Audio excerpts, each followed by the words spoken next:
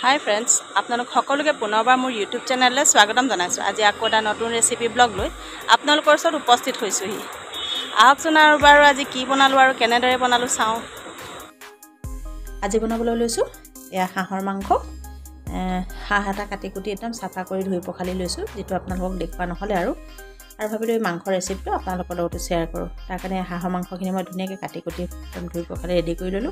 আৰু এয়া লৈছো মই এয়া পিয়াজ, তিনটা ডাঙৰ সাইজৰ পিয়াজ লৈছো আৰু হেগিটা মই মিহি মিহিকৈ কুটি লৈছো। অকণমান পিয়াজৰ পৰিমাণটো বেছি হলে ভাল লাগে। আৰু এয়া লৈছো মই আদা আৰু নহৰুৰ পেষ্ট। আৰু এতিয়া মই এখিনি বনোৱাৰ প্ৰসেছলৈ আগবাঢ়িম। এতিয়া সক এখিনি বনাবৰ কাৰণে মই ইয়া গেছ ইন্ডাকশনতে মই ইয়া পাত্ৰ এটা পাতি দিলো, মানে পেন এখন পাতি দিলো। পেন নহয় আচলতে লিপন হয়, যে পাতি দিছো। আৰু ইয়াতে মই এয়া মিঠাতেল দি দিছো। তেলখিনি ইতিমধ্যে গৰম হৈ গৈছে। আৰু এতিয়া মই ফোৰণ হিচাপে দিছো এয়া সক এটামান জালুক, অকণমান গোটা জিৰা আৰু দুখিলা তেজপাত।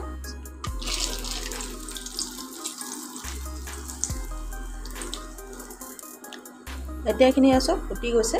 আৰু এতিয়া মই ইয়াতে দি দিম এই পিয়াজখিনি।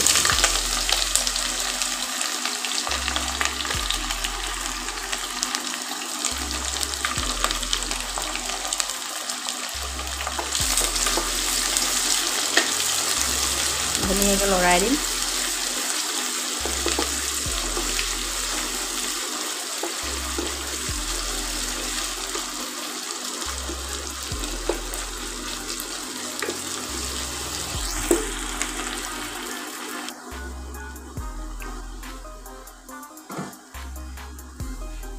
এইখিনি সব এই পিয়াজখিনিতে অকণমান কোমল হৈ পৰিছে। আৰু এতিয়া মই ইয়াতে দি দিম এই আদা নহৰু পেষ্টখিনি।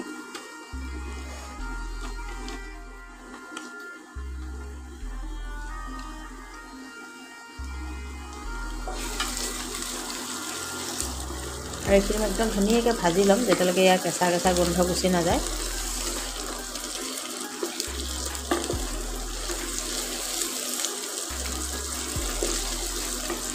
ইয়াতে আপোনালোকে ফোৰণ হিচাপে গোটা গৰম মছলাও দিব পাৰে, লং, ইলাইচি আৰু দালচিনি অকণমান।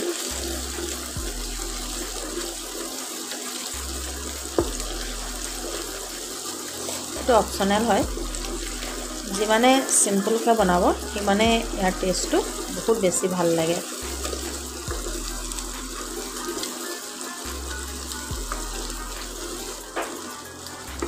এতিয়া ইয়াৰ আমাৰ এইখিনি হৈ গৈছে ধুনীয়াকৈ, একদম ৰঙচুৱা হৈ গৈছে। এয়া সক আদা নহৰু কেঁচা গোন্ধ গুচি গৈছে। আৰু এতিয়া মই ইয়াতে দি দিম মাংসখিনি।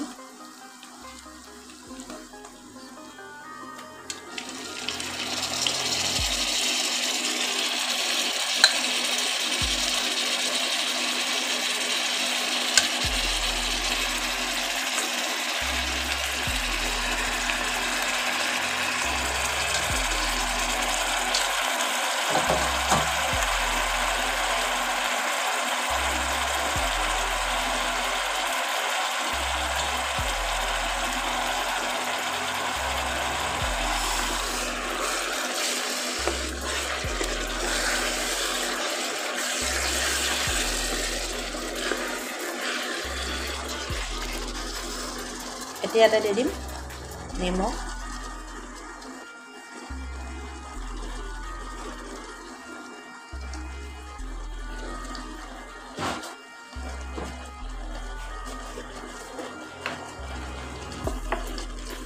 আৰু লগতে দি দিম হালধি।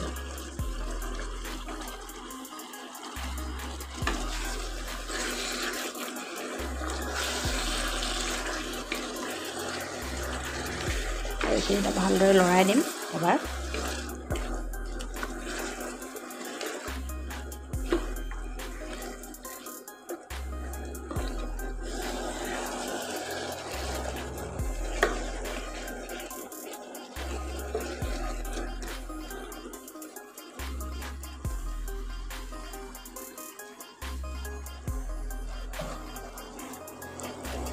আৰু এইখিনিতে ঢাকন লগাই প্ৰায় 4-5 মিনিটমান এনেকৈ থাকিবলৈ দিম, মানে সিজিবলৈ দিম।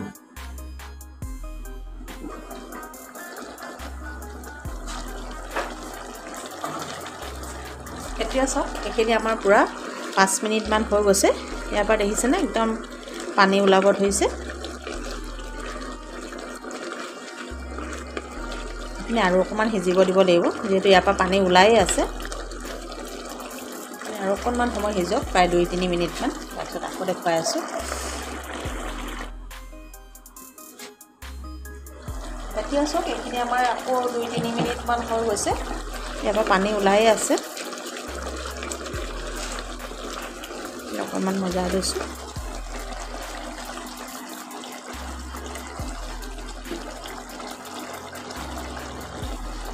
আৰু এতিয়া মই ইয়াতে দি দিম জিৰা গুড়ি চামুচমান দি দিছোঁ জলকীয়া গুড়ি জ্বলা জলকীয়া হয় এয়াও দিছোঁ প্ৰায় 1 চামুচমান ধনিয়া দিছোঁ আধা চামুচমান আৰু লগতে দিছোঁ এচিকেটমান জালুক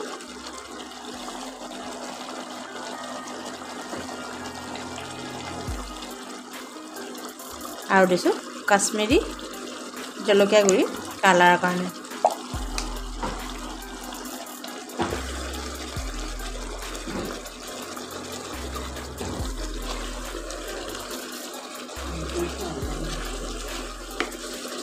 এই আটাইখিনি দিলে মই ভালদৰে অকণমান লৰাই দিম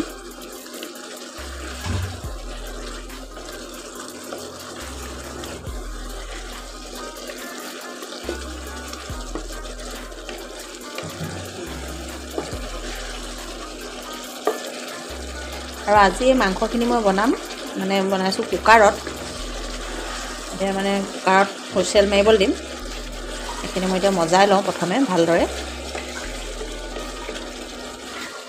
এতিয়া মই এইখিনি 2-3 মিনিট আকৌ ঢাকন লগাই সিজিবলৈ দিম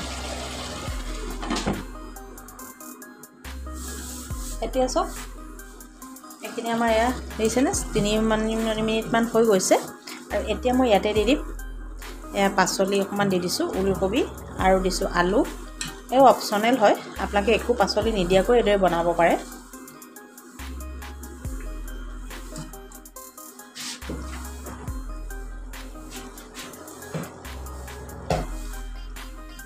আৰু এইখিনি মই ভালদৰে মজাই দিম এবাৰ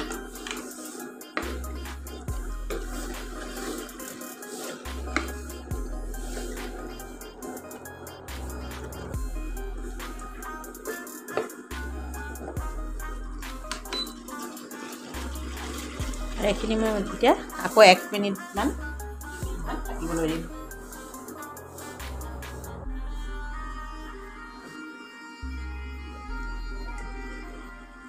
এতিয়া চাওক এইখিনি এতিয়া আকৌ আমাৰ 2-3 মিনিটমান হৈ গৈছে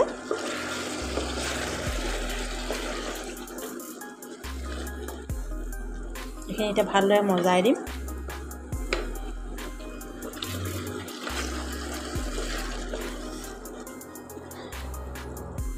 আৰু এতিয়া মই ইয়াতে দি দিম পানী মই গৰম পানী ব্যৱহাৰ কৰিছোঁ যিকোনো তৰকাৰীত আপোনালোকে গৰম পানী ব্যৱহাৰ কৰিব তেতিয়া ইয়াৰ টেষ্টটো আৰু বেছি হয়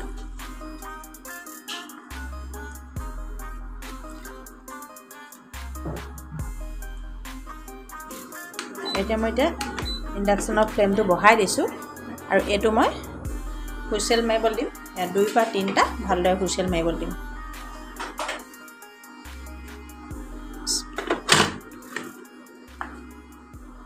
হুইচেল মাৰি লওক তাৰপিছত আপোনালোকক দেখুৱাম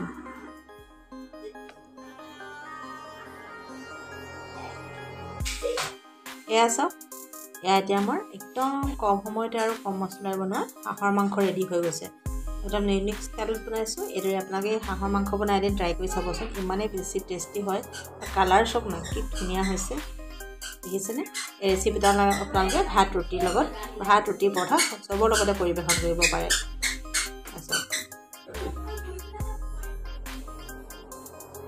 যদি আপোনালোকে মোৰ ভিডিঅ'টো চাই ভাল পালে তেতিয়াহ'লে মোৰ ভিডিঅ'টো লাইক কমেণ্ট আৰু শ্বেয়াৰ কৰিবলৈ নাপাহৰিব আৰু আপোনালোকে যদি মোৰ চেনেলত নতুন আহিছে তেতিয়াহ'লে অনুগ্ৰহ কৰি মোৰ চেনেলটো ছাবস্ক্ৰাইব কৰি দিব আৰু কাষতে থকা বেল আইকনটো প্ৰেছ কৰি দিব তেতিয়া আপোনালোকে মোৰ নতুন ভিডিঅ'বিলাক পাই থাকিব তেতিয়া আৰু যদি আপোনালোক মোৰ ফেচবুক পেজত আহিছে তেতিয়াহ'লে প্লিজ মোৰ ফেচবুক পেজটো ফ'ল' কৰি দিব। তেতিয়াহ'লে নতুন এটা ৰেচিপি ব্লগত পুনৰ লগ পোৱাৰ প্ৰতিশ্ৰুতি আজিলৈ আহিছোঁ। Bye bye.